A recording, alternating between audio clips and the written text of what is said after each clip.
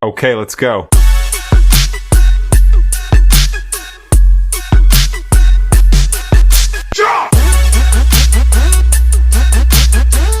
Fala pessoal, sejam bem-vindos a mais um consultório de investimentos, onde a gente traz profissionais do mercado financeiro e também que influenciam as decisões de negócios de você e da sua empresa, dos seus negócios.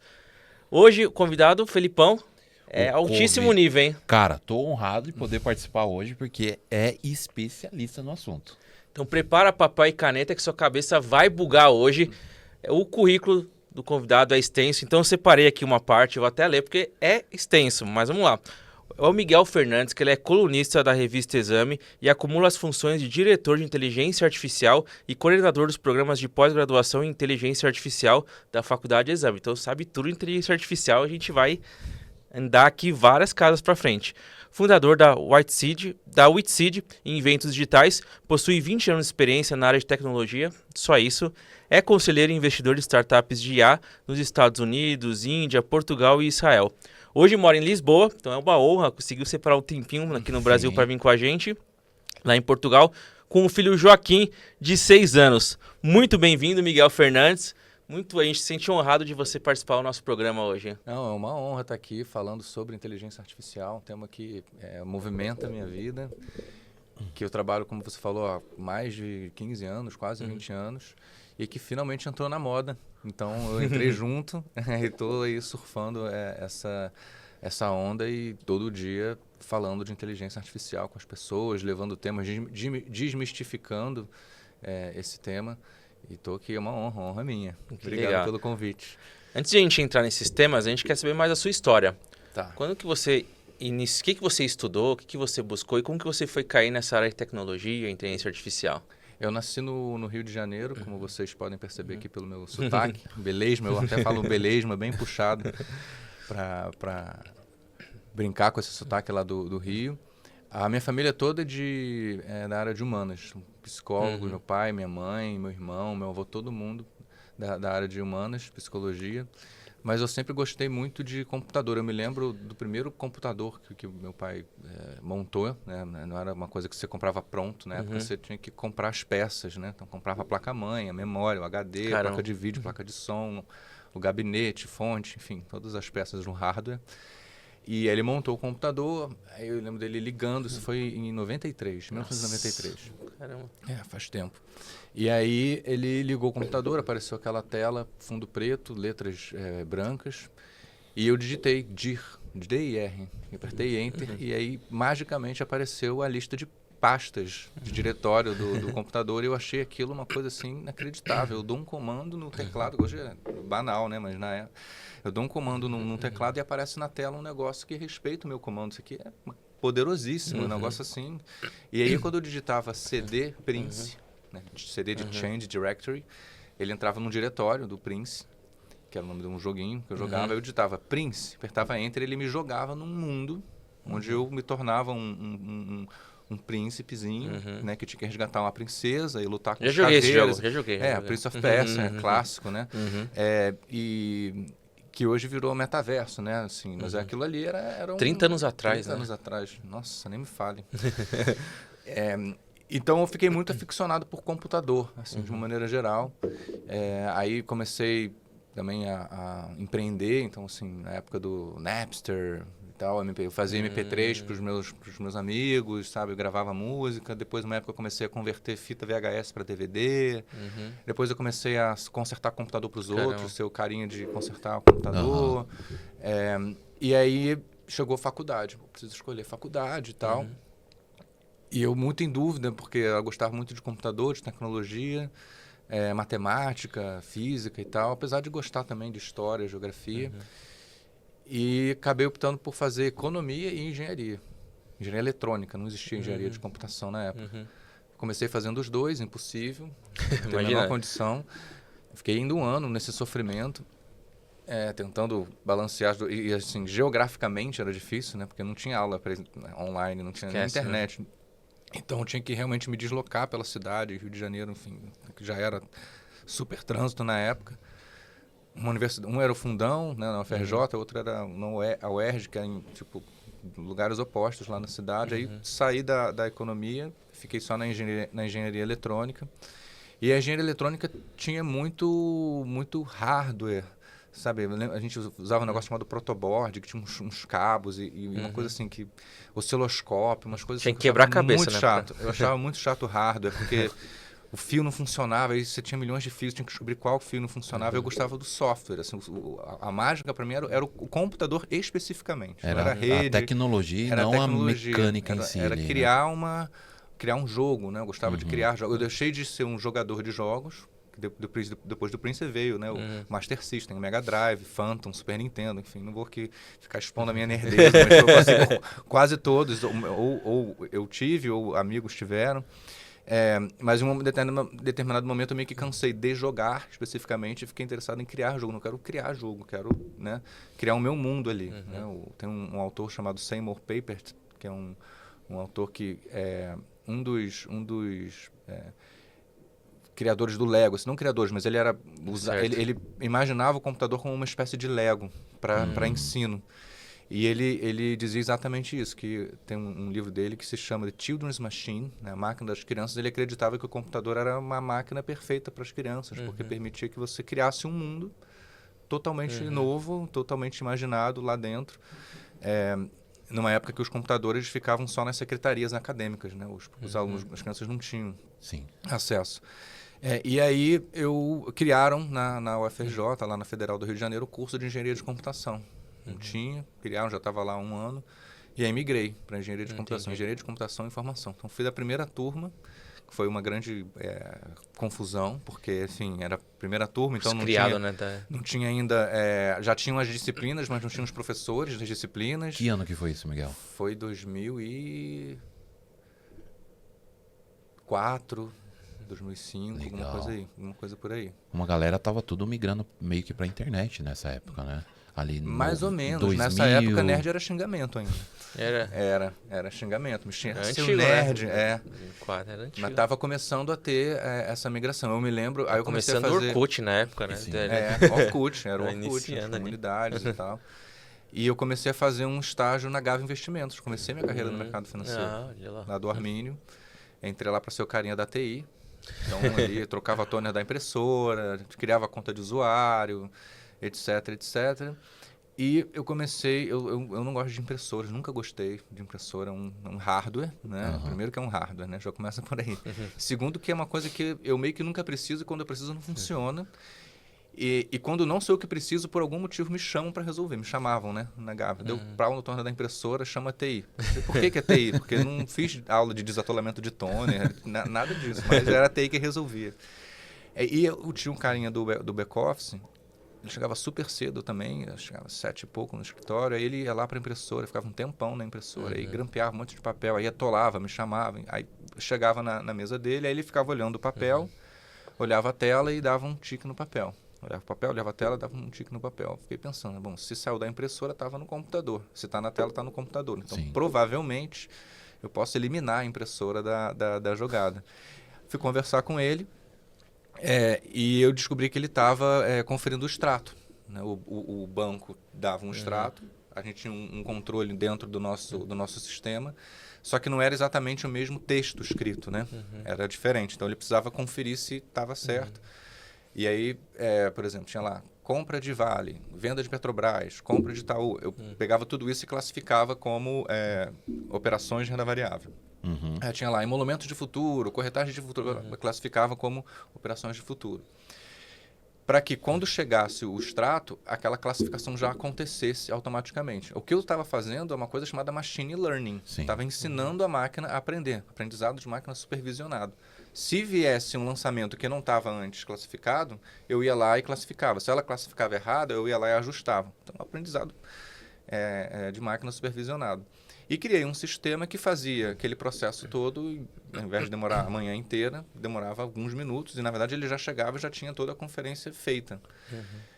E isso permitiu com que a gente automatizou quase a empresa toda. Assim. A gente manteve o mesmo número de pessoas, com 10 vezes mais o AOM, né, Asset Management, aumentou o número de fundos, mantendo a mesma equipe. Custo operacional jogou lá embaixo. Ficou lá embaixo. o número de erros diminuiu, a satisfação das pessoas diminuiu, o papel gasto diminuiu, a impressora diminuiu.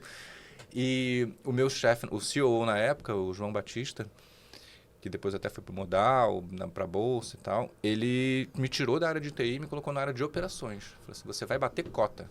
Legal. Eu falei, putz, bater cota, coisa chata, não sei o que. Ele sabia que eu não ia ficar fazendo preguiçoso, né? Assim, e aí eu fiz um sistema que batia a cota. Depois ele me mudou para a área de risco. Aí eu fiz um sistema que pegava do back-office e jogava para o risco. Depois ele gerencial.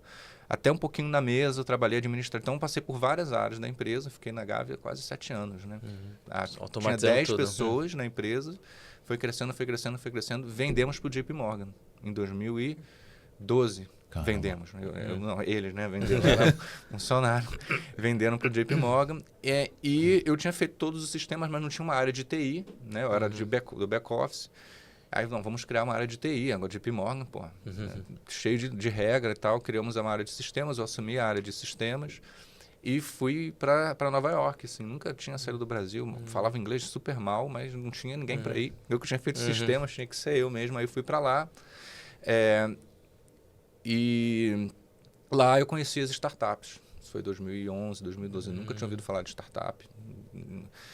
E aí fui para alguns eventos, comecei a conversar com empreendedores e tal. E um deles, um ucraniano, o Dmitry, o nome dele, ele também trabalhava no JP Morgan. Só que ele não podia me chamar para trabalhar com ele, né? Então ele falou uma coisa assim, estava num bar, essas coisas acontecem num bar, né? Geralmente. Ele me falou assim, então vou sair aqui do JP Morgan, vou montar aqui a minha startup. Né? Ele que me apresentou, que me levou para os eventos. E eu preciso contratar um CTO. Só que aqui a gente não consegue, eu estou com um budget de $15 mil aqui por mês para contratar e não consigo achar e tal, né? Ele estava meio que tentando na indireta ali. Você aceita. Mas quando ele falou isso, sei lá, quantos anos atrás, nem vou fazer a conta para não me deprimir, eu falei, acender uma lâmpada assim, plim, $15 mil por mês, eu contrato 3 caras melhores que eu e sobra mais para mim, entendeu? Aí eu fiz exatamente isso, voltei para o Brasil, montei uma equipe, de desenvolvedores, que também já queriam trabalhar com empresas de fora, e comecei a montar equipes de tecnologia para startups americanas no Brasil. Comecei a fazer isso no Rio, né? Especificamente no Rio. Viador lá do... Viador. Lá de fora. Fiz uma primeira, fiz uma segunda, aí estava tendo um boom dos coworkings, começando a surgir essa coisa dos coworkings. Então fui... Né? Chegou um novo projeto, pegava uma mesa no coworking. Chegou um outro, pegava uma outra mesa. Então fui fazendo essa dinâmica. Começou a ter esse boom de startup no Brasil também. Então, assim, começou a ter essas empresas de tecnologia, esses novos negócios. E aí a startup começou, na verdade, a deixar de ser só uma coisa de criação de novas empresas, e as empresas assim, normais, tradicionais, também começaram a se virar startups também. Né? Então, a área de inovação, open innovation, startups internas, transformação digital, squads, essa mentalidade ágil. Né? No final das contas, se a gente for pegar aí o método ágil, a grande... que veio depois da internet. A gente teve, fazendo uma recapitulação, assim, os mainframes na década de 60, depois os PCs na década de 80, depois a internet em 90, rede social 2000, smartphones e o método ágil que deu essa grande emocionada. E aí eu comecei a trabalhar também formando equipes de tecnologia para startups brasileiras. Aí começou a acontecer um empreendedor, geralmente é isso, né? Um empreendedor ou uma empreendedora tem uma ideia, conhece muito bem o problema, mas não conhece de tecnologia, aí contrata um freelancer, se dá mal, fábrica de software, se dá mal, realmente precisa ter um time, e aí eu entrava com um modelo que depois começaram a chamar de CTO as a Service. Não foi uma ideia minha, começaram, você é um CTO as a Service. Exatamente isso, foi exatamente o que eu pensei. E aí as empresas que passavam por mim, eu via lá, o cara fazia comigo o projeto, dava 6 meses, captava milhões, dava 1 ano, vendia por milhões. Falei, tem alguma coisa que eu poderia estar fazendo melhor aqui. Eu vou criar as minhas startups. Aí eu montei uma primeira para ser uma escola de coding para criança, ensino básico. Fiz fazer uma pós-graduação em Sociologia, fiz uma pós-graduação em Docência, fui dar aula no 9º ano, na primeira série tive sei lá, 500 alunos, assim, uma loucura. Caramba. Eu querendo ensinar, o cara passando meleca, sabe? Assim, uma outra dinâmica, assim, de sala de aula, mas foi uma experiência incrível para você aprender, assim, liderança, né? Você manter um garoto de 13, 14 anos entretido por 45 minutos num assunto, uma aula de matemática. Aprendi muito, só que não vingou, assim. Primeiro porque eu tinha 2 empresas, né, que é a consultoria e essa empresa, você precisa ter um CEO dedicado, precisa ter uma equipe dedicada. E segundo porque não tinha... A receita era igual ao custo. Então, assim, a gente chegou a ter 40 escolas, um monte de aluno, mas o que as escolas queriam era o Miguel dando aula na sala de aula e não funcionava. Eu precisava tocar a empresa, não dava para ficar dentro, não dava para escalar. E aí descontinuamos. Aí eu continuei tendo, assim, pegando uma participação, aí fazia a equipe, mas pegava uma participação de 1%, 5%. Aí teve algumas vendas que foram legais, mas eu com, sei lá, 0,5%, 1% não tinha poder nenhum de governança. Então, eu ouvia muitas vezes os caras fazendo besteira com a empresa, tomando decisões que claramente eram erradas e não podia fazer nada. Falei, bom, não é esse modelo. Nem é o modelo de eu ser o sócio sozinho que vai fazer e nem é o modelo onde eu vou ter uma percentual significante porque eu fico na mão, no final das contas, de decisões que não sou eu que vou tomar. Né? Isso fora o risco. Né? Enfim, você empreender no Brasil, você toma qualquer coisa. Se o cara faz uma besteira, toma um empréstimo, toma 1000 processos trabalhistas, cai no final das contas em você. Né? Enfim, são aprendizados da vida.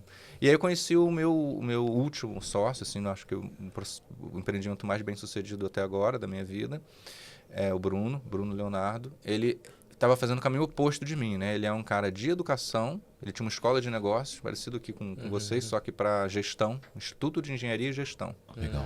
No Rio, São Paulo, tinham várias unidades, mas era um espaço físico. Era um espaço físico onde os alunos iam e aprendiam lá o que eles ensinavam lá. Tinham vários cursos, pós-graduações, etc. E ele queria dar mais escala para isso. Pô, preciso aqui montar uma plataforma. A gente começou a conversar, foi até um amigo meu da faculdade que apresentou a gente. Começamos a conversar, começamos a discutir ideias e surgiu a ideia de a gente montar uma Netflix para o mundo corporativo. Na época, não existia curso à distância, né? Era EAD, que se chamava, aquele curso de compliance chato que ninguém queria fazer e tal. E a gente veio com essa ideia de montar uma Netflix para o mundo corporativo. Então, ali já tinha inteligência artificial.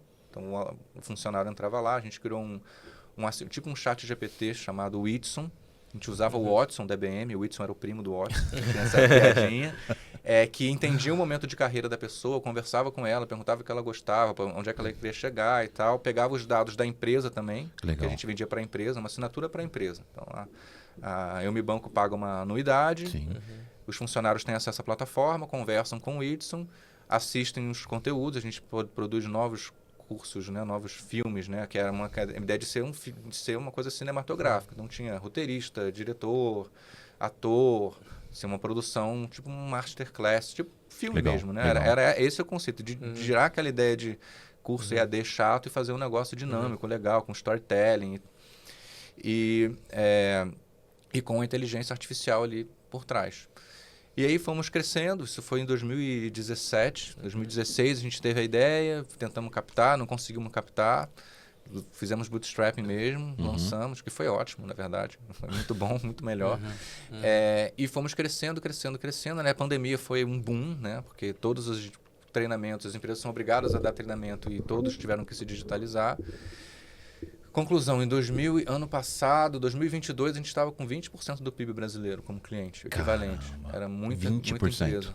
Muita coisa. Um monte de aluno, um monte de empresa. E as empresas não saíam, né? Porque vieram cliente e aí ia renovando, porque a gente ia acumulando muito dado de formação, de treinamento da empresa. E não era só a plataforma para o funcionário. A gente acabava ajudando a empresa a criar uma cultura de aprendizagem contínua. A gente produzia tinha um conselho de educação, promovia os eventos, então era uma coisa muito mais abrangente do que simplesmente o curso em si. E até trocar vocês para um outro... Exatamente, nossa, tem o custo de trocar, tem um desgaste, às vezes a galera não se adapta, ou, puxa, vai ter que entender de novo todos os dados dos colaboradores. Eu me lembro um caso que a gente... não vou me lembrar a empresa, mas mesmo que eu lembrasse, não ia falar o nome da empresa. Mas mudou o diretor lá de RH da empresa. E aí ele falou assim, não vamos renovar. que não vamos renovar e tal. Aí, pô, que chato, vamos perder um contrato importante, não sei o quê. Aí chegou o dia de que acabava o contrato, a gente mandou um e-mail ali para ele, olha, então, vocês não vão renovar, então a gente quer saber qual o comunicado que a gente faz aqui para os milhares de funcionários de vocês que estão aqui agora acessando, a gente vai ter que cortar o acesso. Aham. Aí ele, não, vamos renovar, entendeu? Porque vira uma barreira de saída, né? Isso foi uma coisa que a gente não pensou originalmente, mas que de fato aconteceu. Bom, aí aconteceu isso, a gente estava ali bem forte nessa área de educação corporativa e a Exame, né, que tinha sido comprada pelo BTG uns anos antes, já estava numa estratégia de se tornar uma empresa de educação também, não só uma mídia, mas também uma empresa de educação. Compraram uma faculdade. Então, existe a Faculdade Exame, sou coordenador dos programas de pós-graduação em Inteligência Artificial na Faculdade Exame, e tentaram fazer o corporate meio que por conta, e não deu certo. E aí, enfim, conheceram a gente e fizeram a aquisição. Vendemos 100% da operação no ano passado, em janeiro do ano passado. E quando aconteceu isso, né, a minha vida mudou assim, completamente, porque eu deixei de ser um empreendedor que tocava o meu negócio ali, que era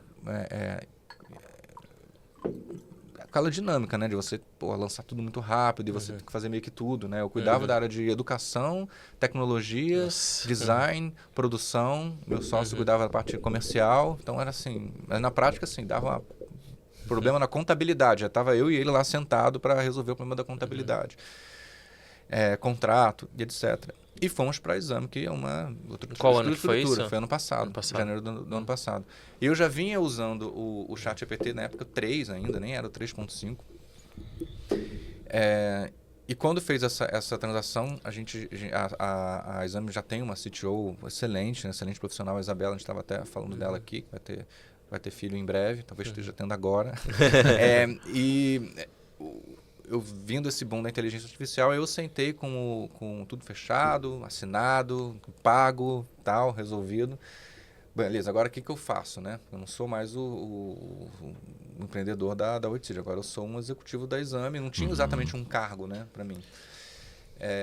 E aí eu fui inventar um cargo, né? Fiquei pensando, já usava o ChatGPT, eu sentei com o PV, o Mimica, nossos chefes lá, os CEOs da Exame, e falei, isso aqui vai ser um negócio assim, revolucionário, vou mostrar para vocês. Aí eu mostrei, eles ficaram assim, boquiabertos, olha só, está gerando um poema, está fazendo um texto, está fazendo as perguntas para a prova, está fazendo um artigo.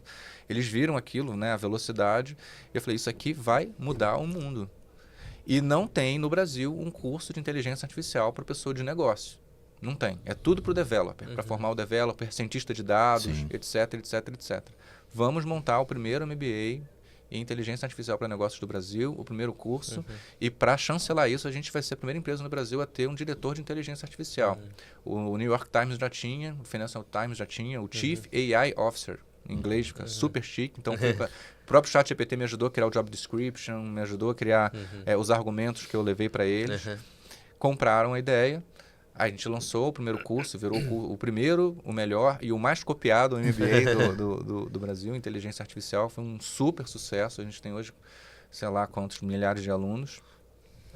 E lançando turmas assim, de forma frequente. E a inteligência artificial deu no que deu, né? De 2 anos para cá, virou o tema de todos os setores, de todas as áreas, aumentando a produtividade, novas possibilidades de receita, diminuição de custo, não necessariamente cortando pessoal, depende da visão da empresa.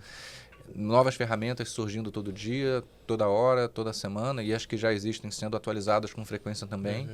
A minha própria vida mudou muito por conta da própria inteligência artificial. Hoje eu uso, enfim, é meu trabalho, mas assim, eu uso em vários aspectos, desde a educação do meu filho, saúde, alimentação, criação de conteúdo, e permeia assim, vários aspectos, que eu acho que é a tendência. Estou fazendo assim, esse histórico, né? Então, atualmente eu sou o Chief Artificial Intelligence Officer na Exame, coordenador dos programas de pós-graduação. A gente tem um MBA em Inteligência Artificial, um curso livre de Inteligência Artificial. Em breve lançaremos mais. Temos eventos que a gente organiza também. A gente tem uma editoria de Inteligência Artificial e está colocando Inteligência Artificial em todas as áreas da empresa. RH, a produção de notícia no jornalismo, área financeira, produção de conteúdo, educação, marketing, publicidade. todas as áreas, adotando diferentes ferramentas de inteligência artificial. Parabéns, Miguel. Baita história. Baita história. Inspiração. Inspiração. E eu acho que o que é legal, você trouxe várias vezes na sua conversa aqui, sobre resolver problemas. As pessoas falam, cabeça de empreendedor, esquece esse negócio. Cabeça de resolver problema. Você via o problema, você resolvia. Por exemplo, quando você viu ali nos Estados Unidos, Exatamente. Que tá faltando aqui. No passado, pessoal, você falou do exemplo da Gávea, no passado era tudo separado, tinha a Bovespa, tinha a BMF, que era Mercadoria Futura, e CETIP. Era tudo separado. Então era muito ruim você conseguir conciliar tudo, de fato. Era BMF, né? Bolsa de Mercadorias Futuras. Isso, era tudo separado. Separada, e aí depois juntou os três, foi juntando e virou o B3 por causa desses três. Mas eu acho que Ainda tinha CBLC. E tinha CBLC. Então, assim, era muito difícil. E era um problema dentro da gestora. Você conseguir juntar todas as peças e você resolver esse problema. Então, acho que, olhando para quem quer crescer na carreira, tem que resolver problema. E por isso que eu acho que você entrou tão forte em inteligência artificial. Porque ela não resolve um problema, resolve vários. E você achou um jeito de escalar a resolução de problemas. Exatamente isso. E acho que o profissional do futuro, ele vai se destacar se ele conseguir resolver vários problemas ao mesmo tempo com inteligência artificial. É mais nesse sentido?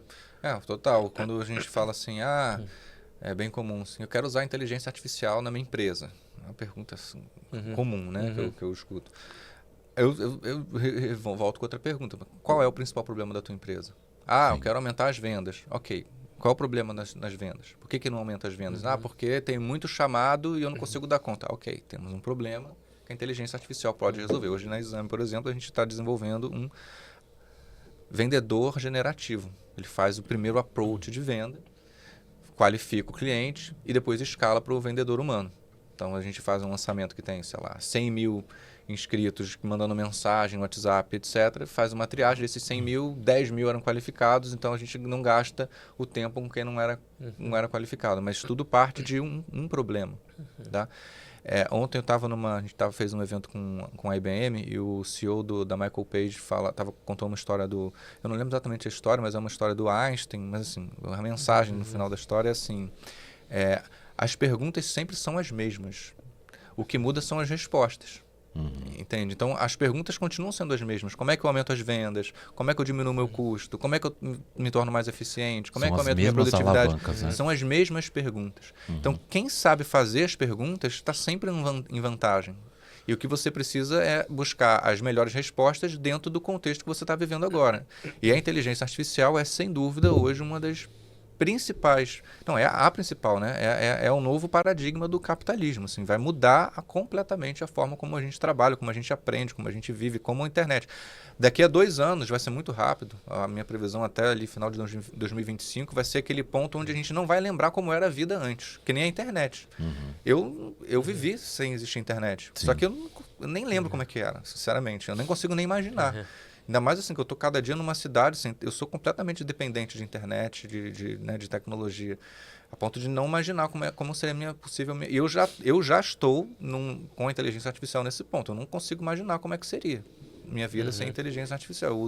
Me ajuda a pensar, não é só me ajudar a fazer um texto, escrever um e-mail, ela me ajuda a pensar. Eu tenho uma dúvida, uma questão existencial, uma angústia pessoal.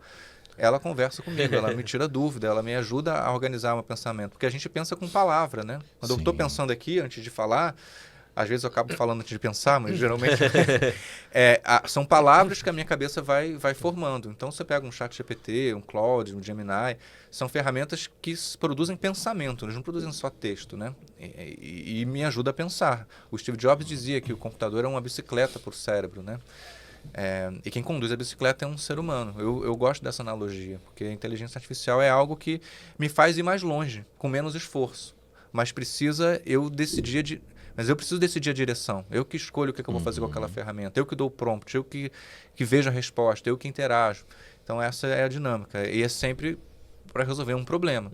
Então, sei lá, todo tipo de problema. Preciso fazer uma música para o meu filho.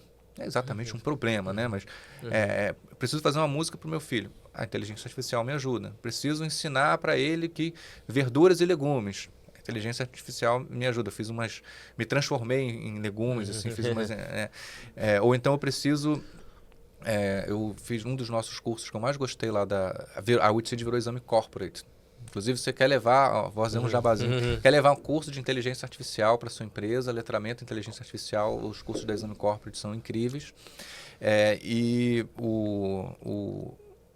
eu até esqueci o que eu ia falar, vou fazer esse jabá aqui. O letramento. O letramento em inteligência artificial. O que eu ia dizer? Você tá falando a gente falou de legumes, está falando da forma de resolver. É isso. É um dos cursos lá da Exame Corporate que eu gostei de assistir recentemente. Na época ainda estava sob a minha gestão. Hoje eu saí, né? Eu estou em inteligência artificial e o meu sócio, o Bruno Leonardo, que é o VP de Educação Corporativa na Exame que toca. E um dos últimos cursos assim que eu criei, dos últimos filmes que a gente fez lá, era um curso sobre CNV, Comunicação Não Violenta, que era um negócio que eu achava meio... Isso aí é besteira, mas depois que eu assisti eu vi que era uma coisa legal. E é muito comum eu ter como é que eles dizem lá, né? Minhas necessidades não atendidas e com isso estar frustrado e me expressar de uma forma ineficaz com as pessoas que causaram a minha frustração. E a CNV serve para isso, né? Uma técnica para você expressar a sua frustração, mas sem, digamos assim, agredir, né? Ou sem perder a empatia da outra pessoa. Sim. Então, às vezes acontece isso. Vem um relatório errado, alguém atrasa, né? Solta os cachorros com a IA. Eu viro para a IA e falo, olha, esse relatório está tudo errado. Por favor, tem um assistente, né? Transforma isso numa comunicação não violenta. Ele vai, escreve para mim bonitinho e aí eu mando aquela mensagem muito mais polida. Isso é um exemplo, né? Então, se é um outro, né? É para escrever um e-mail, é para escrever uma mensagem, para fazer por exemplo, contrato. Eu preciso fazer... Eu tenho o mesmo contrato que eu faço com várias empresas, mais ou menos a mesma coisa, aí chega uma outra empresa que pede algum ajuste, ou os dados da empresa mudam, eu vou para o ChatGPT e falo, olha, pega esse contrato aqui, que é o da empresa anterior, esses são os dados da nova empresa, gera... Segundo já está pronto. Sim. Então, um monte de coisa que eu demorava, às vezes, 10 minutos, 15 minutos, meia hora, uma hora, eu faço em minutos ou segundos, só reviso. Então, são muitas oportunidades, muitos probleminhas, muitos microproblemas que você tem, né, na vida, assim, com essas coisas. E a inteligência artificial, como ela consegue fazer tarefas cognitivas que antes a máquina não conseguia, ela consegue meio que pensar, né, ou simular o pensamento, acaba ganhando muito tempo. Ô Miguel, hoje a gente vê muita IA sendo criada todos os dias e centenas de milhares. O Henrique, nosso sócio aqui da escola, a gente tem muito essa troca. Henrique, descobri essa nova, às vezes descobre um negócio, a gente vai trocando, vai mandando um para o outro. E eu vejo que cada uma delas são como ferramentas, né? Lógico, para resolver esses problemas, resolver essas perguntas. E eu acho que quanto mais a gente entende essas ferramentas, a gente consegue usar ela com uma forma de criatividade, de sempre criar. Opa, isso aqui resolve isso, mas eu posso usar essa ferramenta para resolver um outro problema meu. É mais ou menos por aí que a gente pode olhar a IA, aprender que ela realmente são ferramentas e como usar cada uma dessas ferramentas, a gente começa a ficar mais criativo para a solução de problemas. Foi o que aconteceu comigo. Eu comecei a usar muita ferramenta, eu meio que... É porque eu gosto também, que é tipo um Lego, né? Para mim, eu vou... E não é uma ferramenta, às vezes eu vou conectando uma ferramenta na outra e etc. Eu tenho até um guia, inventormiguel.com, se quiserem botar aí na tela depois para mostrar para o pessoal, inventormiguel.com. Sempre que eu vejo uma ferramenta que eu gosto, eu faço uma avaliação dela, escrevo um texto sobre ela, subo ela no meu guia. Então, se você vê ali, vai ali em guia IAs, aí clica aqui em categoria. Não dá para ler, mas tem ferramenta de inteligência artificial para agronegócio, até para ajudar na catástrofe do Rio Grande do Sul, para fazer apresentação, arte generativa, para fazer cabelo, né, foto de cabelo, copywriting, desenho, design. Tem inteligência artificial que detecta se algo foi gerado por inteligência artificial. Tem inteligência artificial que impede que uma inteligência artificial detecte que foi gerado. Sabe, é um mundo assim, é infinito. É uma IA robótica recorrente. E aí eu tenho esse guia lá, toda vez que... Essa aqui é muito legal para quem trabalha com vídeo, LTX Studio. Essa semana foi lançada uma outra chamada Luma AI também, que é incrível para geração de vídeo. E aí eu vou catalogando, coloco aí no meu guia. E é uma espécie de caixa de ferramenta para mim. Então eu abro a caixa, preciso pregar um quadro na parede. Eu não vou usar uma chave de fenda, vou usar um martelo. Vou lá e pego o martelo. O que eu acho legal da inteligência artificial é que, de alguma maneira, todas elas têm um certo modo de funcionamento parecido, que é a questão do prompt. É o contexto, que você vai dar um contexto para ela, ela vai te dar uma resposta. Então, você aprender é uma nova forma de se comunicar com a máquina. A gente não se comunicava com a máquina por prompt, né? Por incrível que pareça, a gente como se estivesse voltando lá atrás. Eu me lembrei do primeiro prompt que eu dei, lembra do DIR? Sim. DIR? Uhum. Agora a gente está voltando a se comunicar com a máquina. E eu nunca gostei de mouse. O desenvolvedor não gosta de mouse, em geral. A gente prefere usar o teclado. A gente está usando cada vez mais o teclado e a voz, porque agora você pode fazer os comandos por voz e ela entende, né? Ela Sim. processa aquele comando. Então é uma nova forma de se comunicar. E cada ferramenta é ali uma ferramenta que você pode se apropriar da melhor forma para os teus objetivos, para os teus problemas. Mas eu acho que existe uma coisa de mentalidade que é comum para todas elas. Que é essa ideia do prompt, é entender as limitações, entender que ela foi treinada com dados que são enviesados, que ela não resolve todos... Esse é um exemplo, eu vi um meme outro dia que era uma coisa assim, o prompt era, faz um aplicativo... publica na Apple Store e faz ele vender milhões. Não existe isso, sabe? Não é uma... E começou a surgir um monte de guru na internet vendendo isso. Fique milionário com a IA. Eu acho isso pavoroso, não falo esse tipo de coisa. Não é uma coisa assim fácil, você vai aprender IA e no dia seguinte você está milionário. Eu não é assim, eu não ganho milhões com AI todo dia. Eu trabalho pra caramba, eu trabalho porque eu gosto, não porque... E aí, de novo, as perguntas são as mesmas, né? Você não vai... antes do dinheiro tem a paixão pelo negócio, né? Vocês sabem disso, né? Não é só o dinheiro, né? Eu não estou para AI só... E eu não estou agora, né? Eu trabalho há 20 anos com isso, eu adoro isso, adoro esse tema, adoro falar sobre esse tema. Então, sair desse discurso de... muito imediatista e tentar se apropriar para o seu trabalho. Não precisa virar um especialista de AI, mas você pode virar um pioneiro na área de finanças. Sim. Como alguém que leva a inteligência artificial para esse mundo. Porque eu não sei quais são as perguntas importantes para a área de finanças. Eu não sei quais são os problemas da área de finanças. É a mesma coisa para a área jurídica, para a área médica, para a área de publicidade. Na sua área pode eu ampliar. entendo, eu sei quais são as ferramentas disponíveis, eu posso mostrar o que dá para fazer e é o que eu costumo fazer nas palestras, nas aulas. Eu dou assim, um grande panorama, uma curadoria do que é seguro, eu falo dos riscos e tal. Mas quem sabe resolver os problemas das suas áreas são as pessoas que estão trabalhando nessas áreas. Então, isso que você falou é muito importante para você selecionar as ferramentas certas para os problemas certos, que quem sabe quais são é você, né? E não o especialista de AI ou a própria AI em si, né? Muito bom. No seu site dá para assinar a newsletter, né? Então, eu tenho uma newsletter também, onde eu faço um resumo aí dos principais notícias que acontecem. O pessoal está sempre antenado. Muita coisa. É muito agitado esse mundo aí. Muito bom, muito bom. Falando até de inteligência artificial... Tem e-books também, eu fiz um e-book livro só sobre...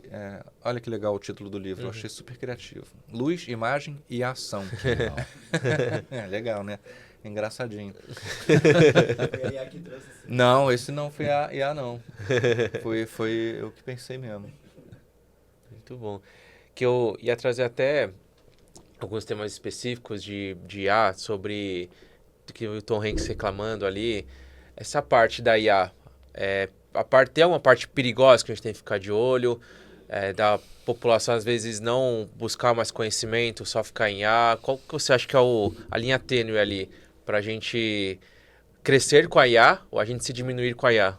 E aí fala de pessoa para pessoa. Aqui eu me lembro da meu curso de sociologia, eu não lembro qual foi o autor que falava isso, mas ele dizia assim, e toda solução traz novos problemas. E a inteligência artificial traz novos problemas, né? Primeiro a gente vai ter eleição em breve, que é uma coisa que eles chamam de deepfake. É uma mistura de deep learning, que é uma técnica de inteligência artificial, com fake news. Fake news é notícias falsas, né? A notícia não é mais a notícia que é falsa, é meio que a própria realidade. Você pode botar o Lula e o Bolsonaro falando besteira, né, artificialmente, não que eles não façam isso naturalmente, mas eu posso fazer um vídeo do meu, né, de um determinado candidato que você gosta, Sim. Ele, sei lá, dizendo que bate em criancinha, coisas do tipo, e isso vai influenciar a sua opinião sobre ele, influenciar o seu voto sobre ele, e ele na verdade nunca falou sobre isso. E não é uma coisa, assim, é claro que isso já era possível de fazer antes, mas para fazer isso antes, você precisaria ter uma pessoa super especializada em fazer montagem, edição de vídeo, voz, etc. Agora você pode pegar um aluno de 14 anos de uma escola e que não tem nem discernimento muito bem para decidir o que fazer, o que é certo e o que é errado, e ele pode fazer isso em segundos, né, em minutos, colocar viralizar. na internet e viralizar. Então esse é um risco, tanto é que as legislações que discutem inteligência artificial sempre tratam desse ponto.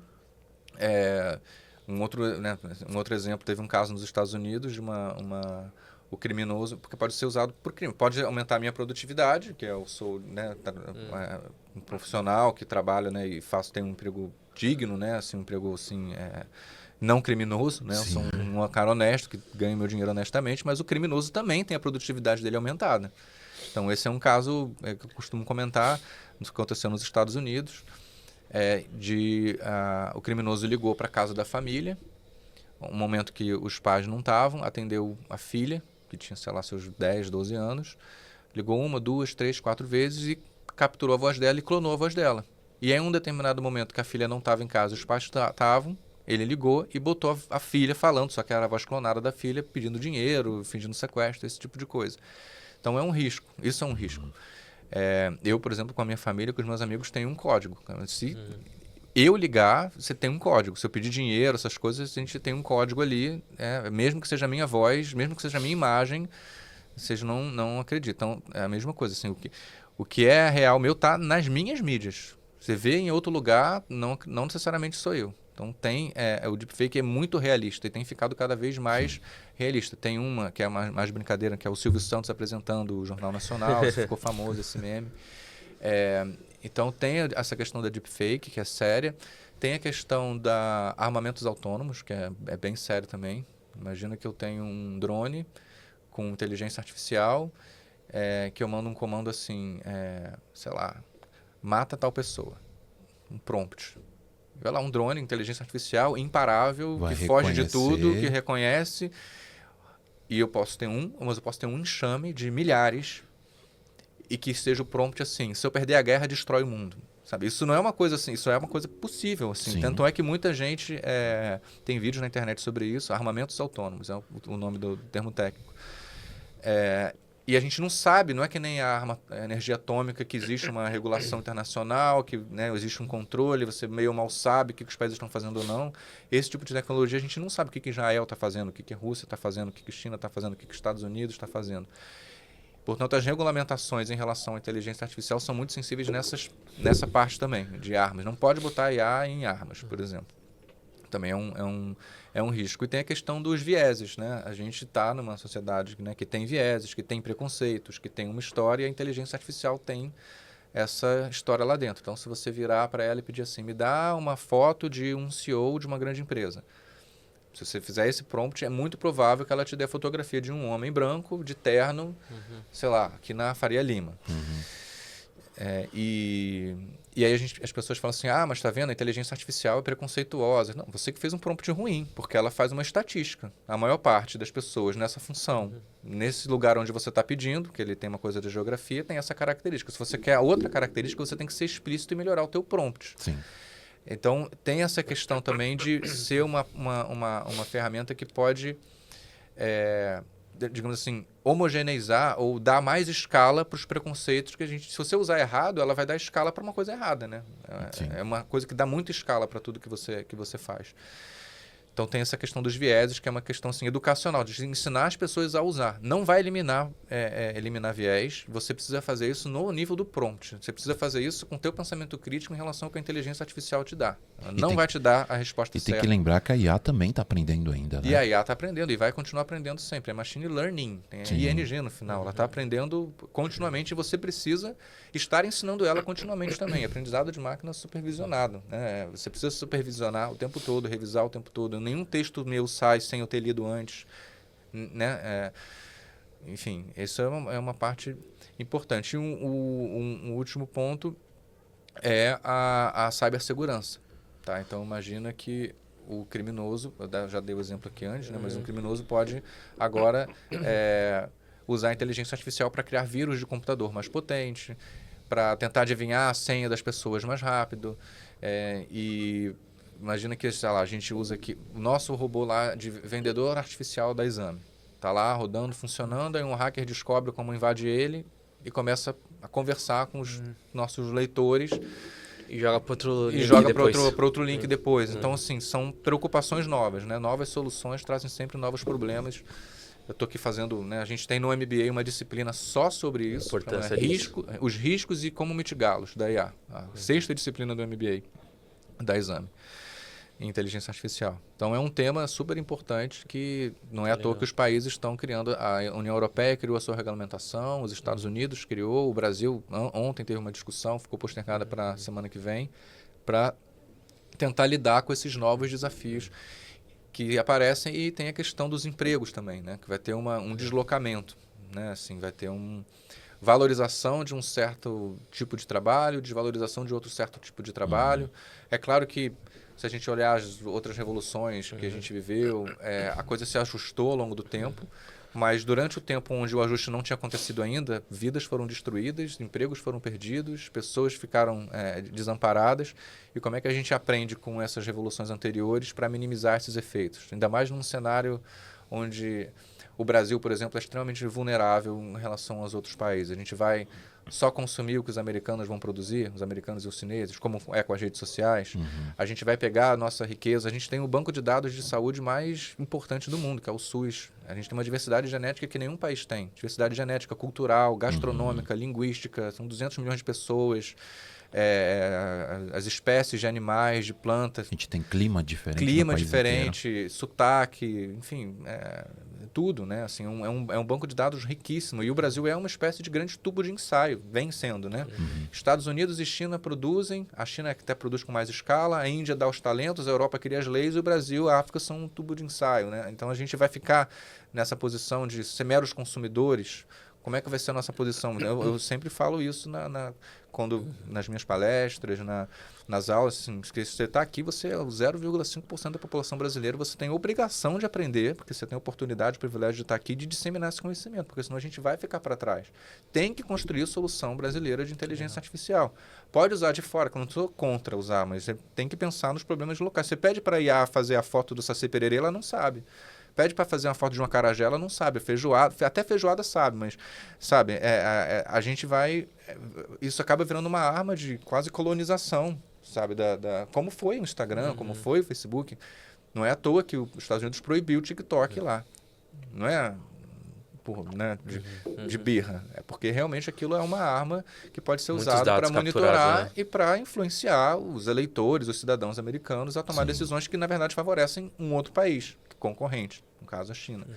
Então é uma questão muito séria, que a gente discute pouco no Brasil. Eu falei isso exatamente ontem com o meu time aqui, só que na parte de investimentos. É a mesma coisa, a gente consome, mas não investe lá também. Investe 100% em Brasil, fica exposto em Brasil. Acho que é parecido dessa parte. Essa foi uma das... Não tem a ver com IA, mas assim, eu fui morar em Portugal tem mais ou menos 5 anos. E antes disso, eu tinha todo o meu patrimônio, que nem é grande coisa, mas todo era 100% no Brasil. E hoje, assim, olhando em retrospectiva, assim, eu acho uma loucura, assim. Como é que pode eu ficar 100% exposto ao real, assim, né? Insano, é um negócio, assim, inacreditável que eu estava naquela situação. E eu tive que sair do Brasil, morar fora e conhecer os ETFs, conhecer as outras opções de investimento no exterior para equilibrar. Hoje eu tenho uma exposição em, sei lá, em várias moedas, em vários ativos, porque é uma loucura você ficar só em real.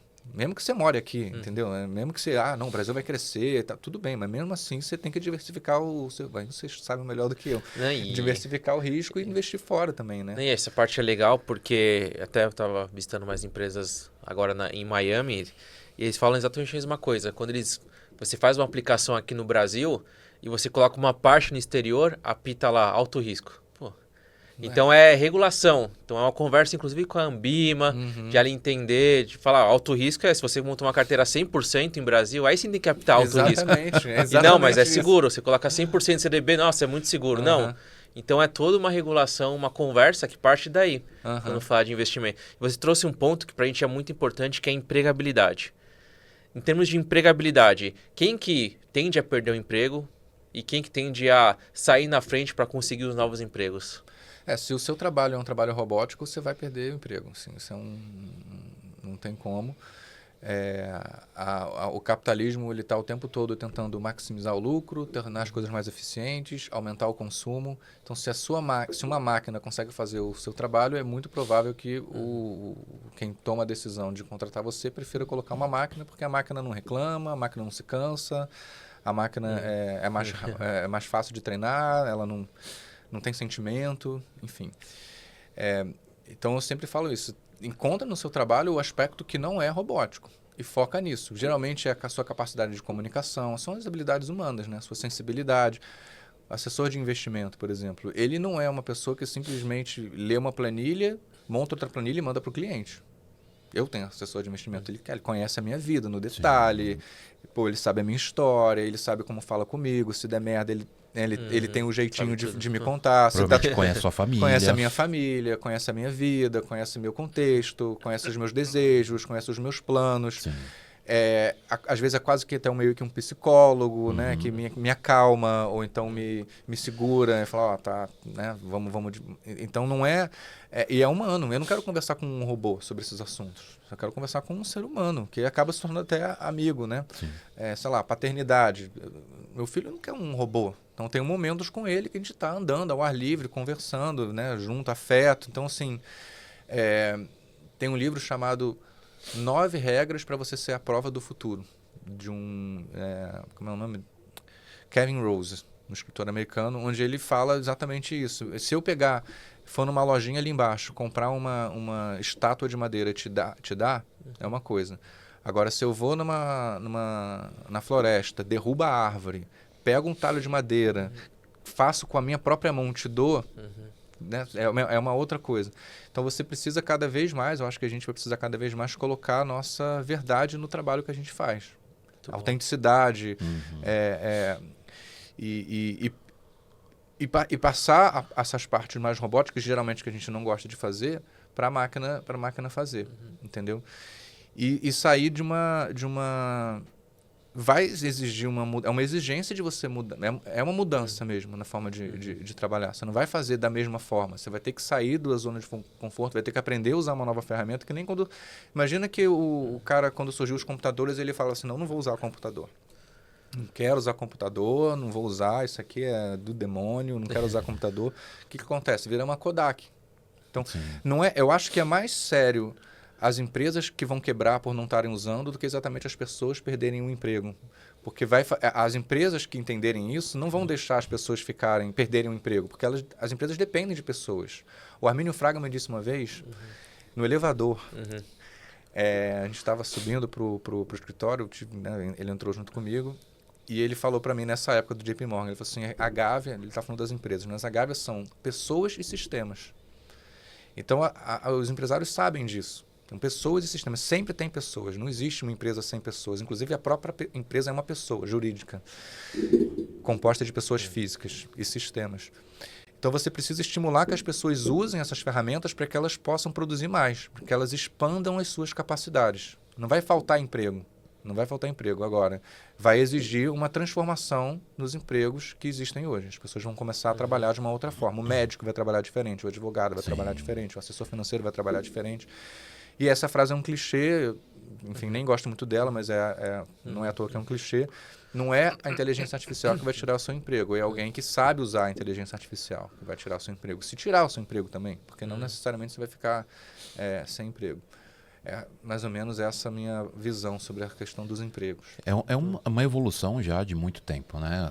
Em 90, as pessoas saíam do colégio e iam fazer curso de datilografia, né? Hoje não tem mais isso. Todo mundo já tem um computador em casa que já sai com essa habilidade. Você sabia que computador era uma profissão?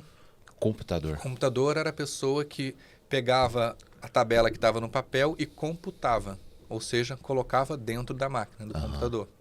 Essa profissão acabou, foi substituída pelos computadores, que fazem isso melhor que os seres humanos. Antes de existir computador, você ia isso eu não peguei, tá? Não sou tão...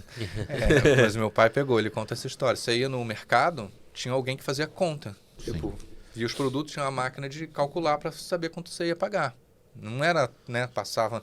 Então, a inteligência artificial, ela aumenta a produtividade. Você faz mais rápido, com mais eficiência, aquilo que os humanos já faziam antes. A inteligência artificial é a máquina imitando o ser humano. O que é o ChatGPT? É uma máquina que imita a forma que um ser humano conversa. Mas sempre vai existir aquelas tarefas que não tem como ser imitadas. Precisam realmente ser um ser humano. Sim. Decisão, você precisa tomar decisão da sua vida, você precisa tomar... você precisa criticar o que a inteligência artificial está fazendo. Alguém precisa dar o prompt, alguém precisa criticar o prompt. Então, a dinâmica é de você aprender a operar essa nova máquina, se instrumentalizar para isso. Muito bom. A gente sempre olha toda semana, esse aqui vai bater o ChatGPT. Agora a Apple vai criar um negócio que vai bater o ChatGPT.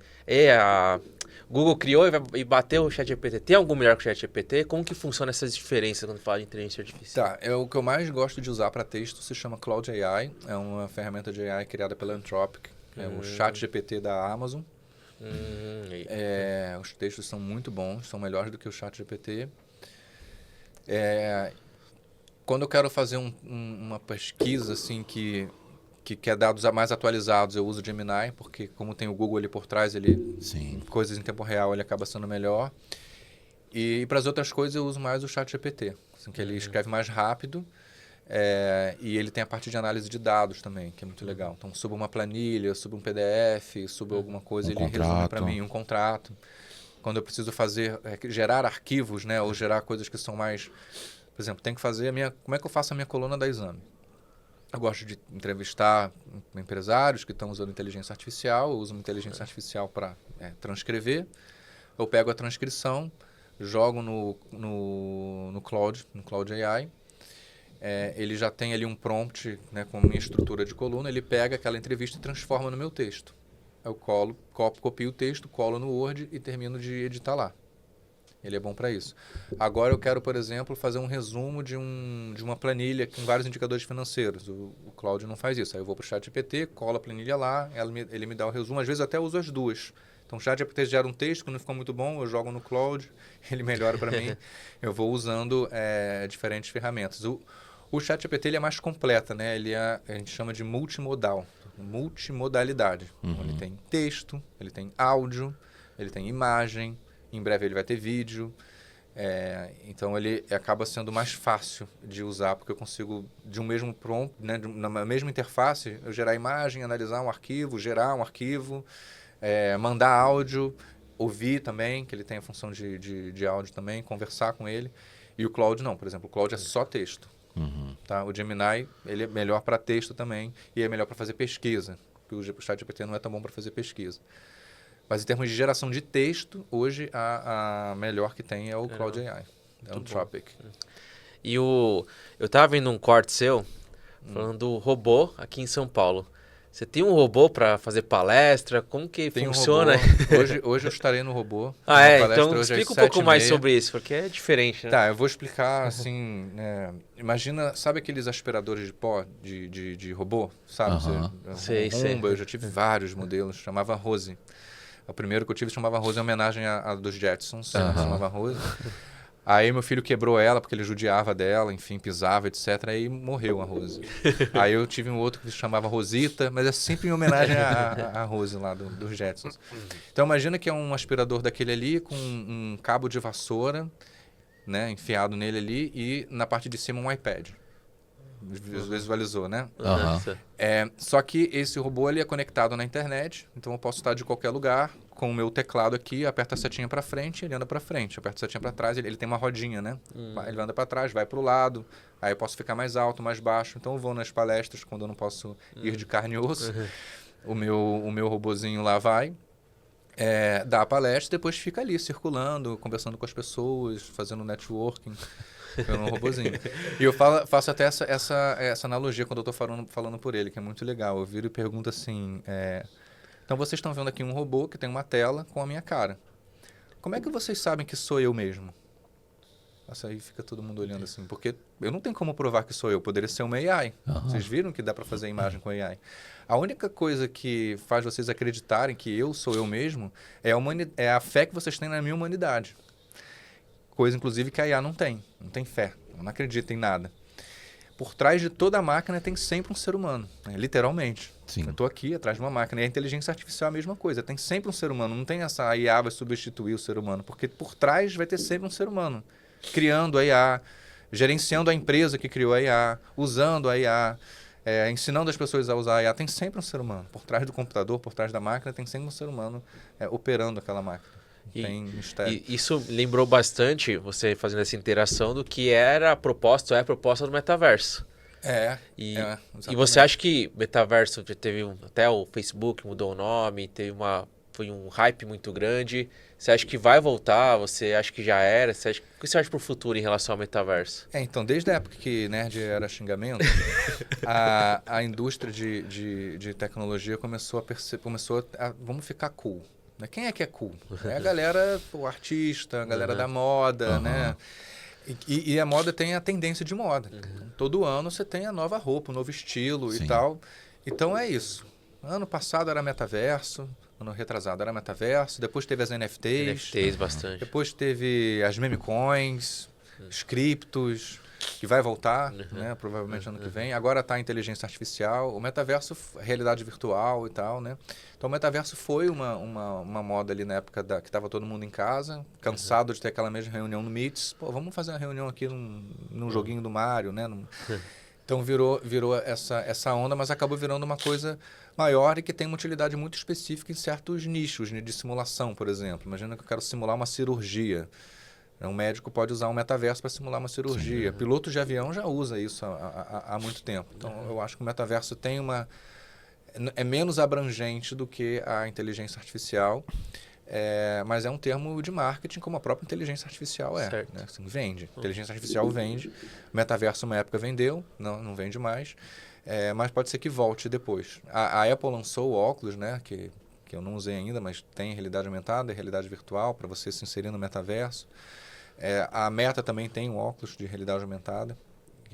Então pode ser que seja um tema que volte, mas eu acho que ele é menos potente do que a inteligência artificial, menos útil, assim, menos tangível. Muito bom. Sobre investimentos, eu queria fazer uma pergunta para você, consultório de investimentos. Queria saber se você ainda investe em startups de inteligência artificial e quem está assistindo aqui, que você recomendaria alguém entrar nesse mercado e investir também em startup? E até complementando essa pergunta que eu iria fazer, em relação aos setores. Boa. Quais setores você está olhando, que você mais investe lá fora, que tem mais potencial de crescimento? Eu gosto muito da área de educação. Né? Então, eu acredito muito na área de inteligência artificial para educação básica, inclusive. Agora a gente tem um vídeo da OpenAI que ela mostra o Salman Khan, um dos que criou a Khan Academy. Ah, sim, enfim. Eu cheguei a ver esse vídeo. Você viu esse vídeo? É um vídeo onde ele está com o filho dele e a inteligência artificial tem a missão de ensinar o teorema de Pitágoras. Então, tem lá, ele está num iPad. A inteligência artificial, o ChatGPT está olhando ele e aí ela fala, então, eu não lembro o nome do menino, então, fulano, você está vendo um triângulo retângulo, né? Um triângulo retângulo tem um ângulo reto, ou seja, de 90 graus, e agora eu quero que você me identifique qual é o ângulo alfa. Aí o menino fica olhando assim, eu acho que o ângulo alfa é esse. Exatamente, o ângulo alfa é esse. Agora você precisa identificar a hipotenusa. Você sabe qual é a hipotenusa? Eu acho que a hipotenusa é esse daqui. Então, a hipotenusa é o ângulo que fica, é o lado que fica oposto ao ângulo reto. O que você marcou aí não é o lado que fica oposto ao ângulo reto. Você sabe qual é o lado que fica oposto ao ângulo reto? Então, a inteligência artificial ali, o ChatGPT foi interagindo com aquele aluno sem dar a resposta, mas incentivando ele o tempo todo a achar a resposta certa. Então, isso é uma revolução, uma mudança completa na forma de aprender. Eu tenho ali um professor particular extremamente paciente, extremamente motivador, que se adapta às minhas dificuldades de aprendizado. Próximo a um ser humano de um bom professor. Exatamente. Só que o aluno continua precisando ter... primeiro que um professor é que treinou, né, aquela inteligência artificial. Segundo, o professor que passou o exercício. Segundo, o professor que vai dar a dinâmica da turma, que vai propor as atividades, que vai supervisionar aquele aprendizado. Mas... a grande mudança é que, assim, eu, quando fiz a escola, eu tinha 45 minutos para aprender soma. Entendeu? Eu tinha uma aula. Hoje a gente vai aprender adição. 45 minutos, adição, 1 mais 1 igual a 2, 2 mais 2 igual a 4. Passou aqueles 45 minutos e eu não aprendi, um abraço. Próxima aula é multiplicação. E é por isso que a matemática é esse grande bicho-papão, porque os conceitos são muito dependentes uns dos outros. Você não vai aprender divisão sem aprender multiplicação, você não aprende multiplicação sem aprender soma, você não aprende raiz quadrada sem aprender potenciação, e aí se alastra. Aí tem esse... Né, a matemática, eu estou falando isso porque como eu dava aula de matemática, eu via o desespero que era dos alunos. Era a matéria que mais reprovava. Era a ponto de, assim, se o cara ficou reprovado só em matemática, até no conselho de classe, é só matemática, então vamos passar. Porque... o aprendizado ele era orientado ao tempo e não ao domínio. E esse é o grande missão do Salman Khan. Ele acredita no Mastery Education, então aprendizagem baseada no domínio. Você só passa do Teorema de Pitágoras depois que você aprendeu o Teorema de Pitágoras. E agora você não tem só os 45 minutos, você pode ficar ali e a inteligência artificial vai se adaptando. Então, sei lá, meu filho gosta de um desenho chamado Capitão Cueca. Então, em algum momento, ela pode usar analogias do Capitão Cueca para ensinar alguma coisa. Isso cria uma conexão com o aprendizado que um professor que nunca ouviu esse desenho ou nem sabe que meu filho tem essa predileção, não vai conseguir fazer. Outro dia eu fui dar uma palestra para ortopedistas. E eu pedi, ChatGPT, eu vou aqui dar uma palestra para ortopedista, me ajuda a explicar o conceito de Deep Learning para ortopedistas. E ele falou, imagina que você tem o gesso e não sei, fez lá uma analogia que eu achei que fez super sentido e ajuda a pessoa a entender. Então você agora tem uma nova dinâmica de aprendizado. Eu acho que esse setor de educação é super forte. O de saúde também, né? Porque todos os milionários que estão investindo nisso querem viver mais tempo, com mais qualidade de vida. Sim. Então, o setor de saúde é muito forte também. Financeiro, né? Mas finanças já usa, né, inteligência artificial há muito tempo. Tem os robo-advisors, fundos quantitativos, o tempo de você fazer uma transação. Né?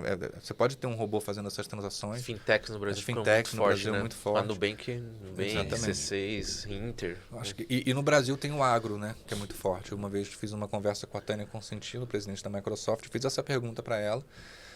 E ela falou isso, o Brasil, a principal empresa de agro é a Embrapa, né? Então, assim, o Brasil tem essa vocação, tem essa expertise, eu acho que é um caminho ali também dentro desse setor agro. Esses são os principais, assim. E essas áreas de marketing, né? Toda área que tem produção de conteúdo, marketing, comunicação, as agências de comunicação estão passando por uma transformação brutal. São as principais áreas que eu vejo, assim. Mas toda, direito, para pensar, tudo. E estudando um pouco da história, acho que a gente já faz até analogia muitas vezes com a Coreia do Sul, né? A Coreia do Sul estava atrás do Brasil, investiram muito em educação das crianças, ensino fundamental, e a Coreia do Sul se tornou essa potência em relação ao Brasil. O Brasil pode tirar muito agora essa distância, se entrar inteligência artificial no ensino fundamental, ensino médio? Você acha que dá para mudar a educação de fato com inteligência artificial, se fizer um bom negócio com as crianças hoje?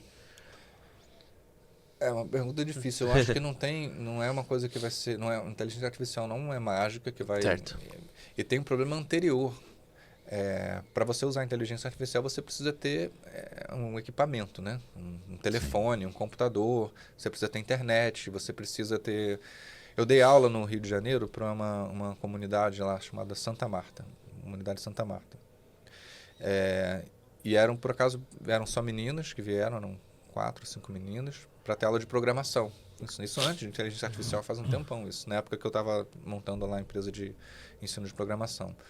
Foi a minha primeira turma, a primeira experiência de sala de aula foi com elas. E aí, primeiro, elas nunca tinham visto um computador. Nunca tinham visto um computador. Não sabiam o que era um mouse. Falta acessos, né? E não sabia usar o teclado, sabe? Assim, eu sabia usar o telefone, né? Muito bem, rede social, mas não... E você não faz tudo pelo telefone. Pô, a tela é pequena, você não tem a precisão do ponteiro do mouse para fazer as coisas. Então vamos arrecadar computador. Aí peguei computador, montei os computadores para elas e tal. Beleza. Aí a gente tinha aula ali 2 vezes por semana, precisa praticar em casa. Não, mas em casa não tem internet. Não, beleza, vamos botar internet. Não, mas aqui na minha casa moram 8 pessoas e eu não tenho uma mesa com cadeira.